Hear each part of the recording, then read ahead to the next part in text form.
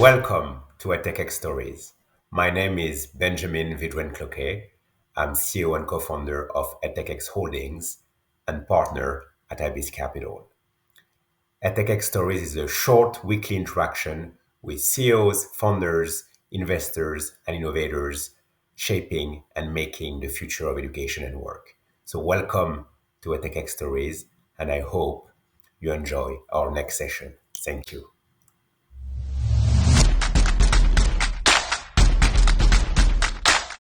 Hey, my name is Amanda DoAmaral. I am a co-founder and CEO of Fiveable, which is an EdTech company supporting high school and college students after school. And I'm based here in Milwaukee, Wisconsin. Amanda, welcome. Welcome to EdTech Stories. You're the co-founder and CEO of Fiveable. But before we talk about your business, let me start with a personal question. How did you end up in that position? Is there a defining moment or defining someone in your life or education that brought you to Fiveable and to create Fiveable in the EdTech industry? Yeah, for sure. For me, it was I was a teacher before Fiveable. I taught 9th and 10th grade history at a public high school in Oakland and left teaching. This was all pre-COVID, so it feels like a different era ago, but left teaching for much of the same reasons why many teachers still do leave today. Just kind of frustrated with the pace of change and felt like my impact was really only like my classroom, which was important, but I needed something else. And I wasn't really sure what I was going to get or even if I would stay in education, but I left. And then while I was out, I was traveling, I was kind of, wandering around. And I started getting some emails from former students that were now in 11th grade taking AP US history. And they were just completely freaking out, like, Ms. D, you gotta help us. Like, we're all gonna fail this exam. And so I just started creating content for them. And then, I don't know, it's like it all kind of came over me and I could kind of see this like vision sort of play out of like, what if we could just like make this accessible for students so that it didn't matter whether or not you had, the teacher that was unlocking this, that it could just be unlocked for you. And so that was sort of the beginning. And then I also just had a very supportive mom who was like, yeah, go build that. So you're a teacherpreneur. There are not that many actually, which is sometimes strange, right? I mean, very few of them are crossing the line. Do you think there should be more? 100%. I feel like, whenever and my like second act comes, I have thought a lot about like, how do I get more teachers to be in ed tech? Because as a teacher, it feels like a world that you like don't belong in. Like you have nothing to do with it. It just feels like very foreign. But I think what I've learned is just how many like transferable skills there actually are, and that it actually is a very open space that you can learn. People want to bring you in, and I would love to see what kind of solutions teachers would build if they just came through. Yeah, and there is a quote, and I forgot to whom it's attributable, but we said basically the teachers are still the killer app, and I think that's true. No one has replaced them fundamentally, and they are still, what drives success in outcomes and efficacy. So, I'm looking forward to see more teachers like you getting into EdTech. I think it would be good for the industry. Tell us about Fiveable model and what makes it unique. I read on your website that you say you're powered by the idea of social accountability. So I was intrigued by this. What does that mean? Yeah, so we sort of have two parts to what we do, and have over the years have kind of focused on one or the other, and we're now kind of entering a phase where we're kind of trying to bridge them together. But we essentially like you can kind of think of it as like this like almost like a virtual library for high school and college students after school. We have content that is in the form of study guides written by students that really just it's like exactly what you have to know for the context you need it. So I'm taking this test. Just tell me what I got to know. Like give me the rundown. And that really helps kids out because a lot of times the textbooks or they're on Wikipedia and there's just too much information.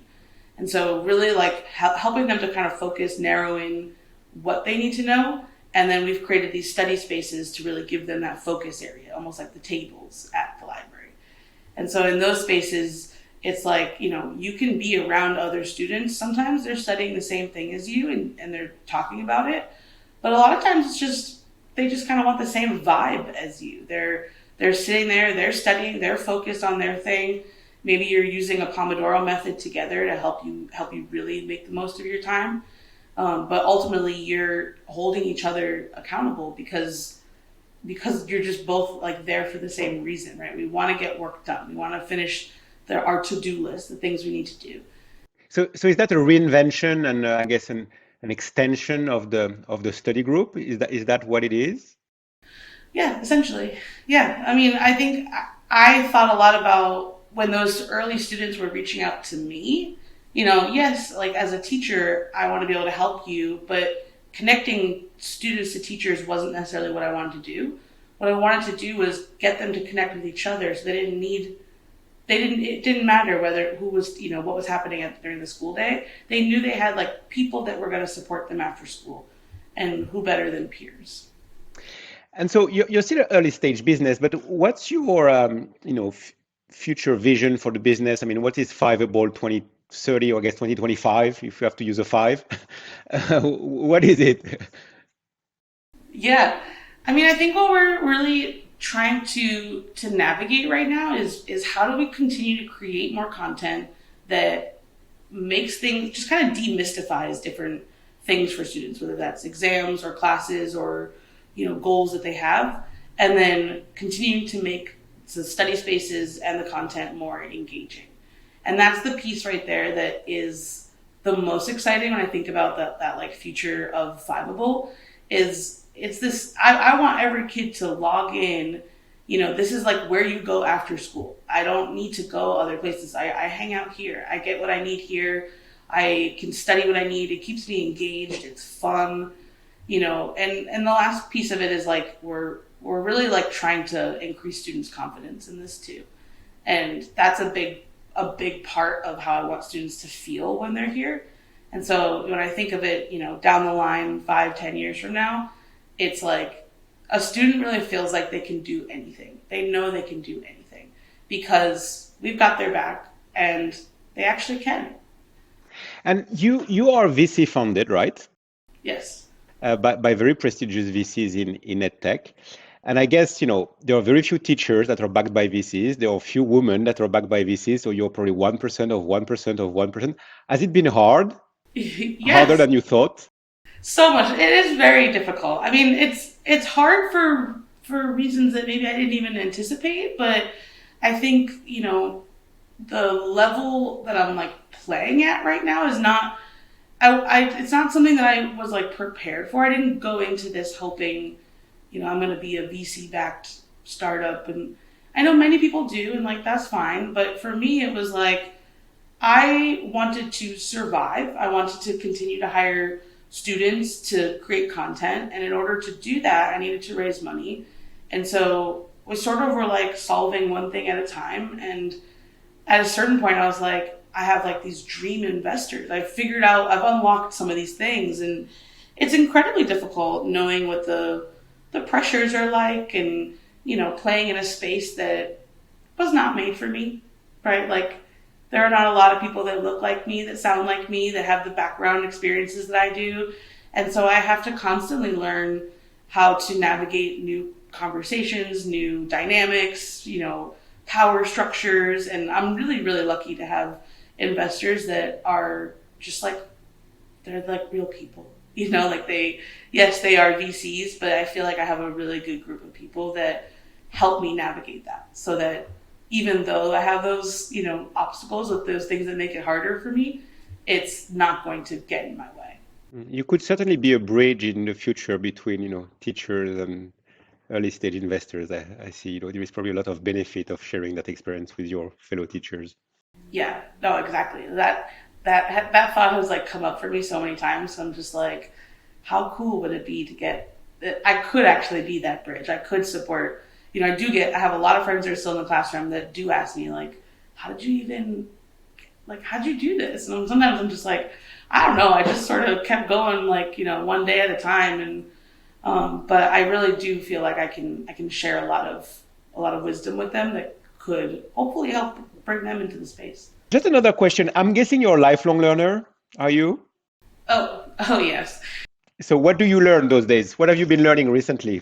What am I not learning?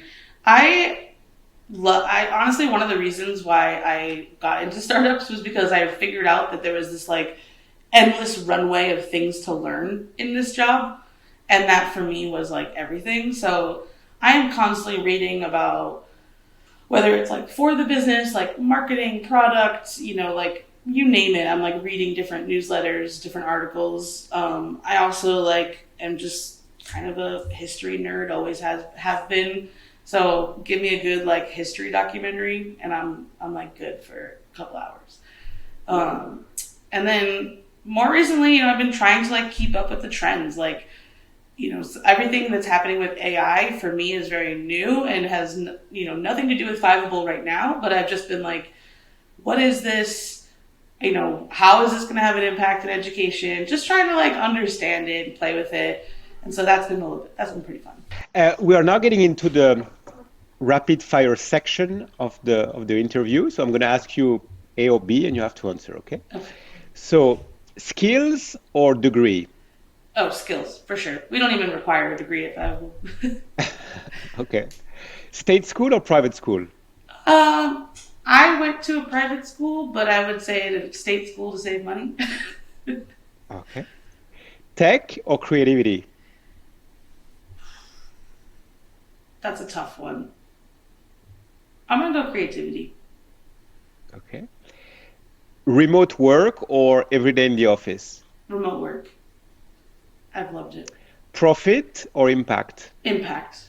Every time. Learners or shareholders or investors? Learners. That was easy for me. Okay. Teacher or technology?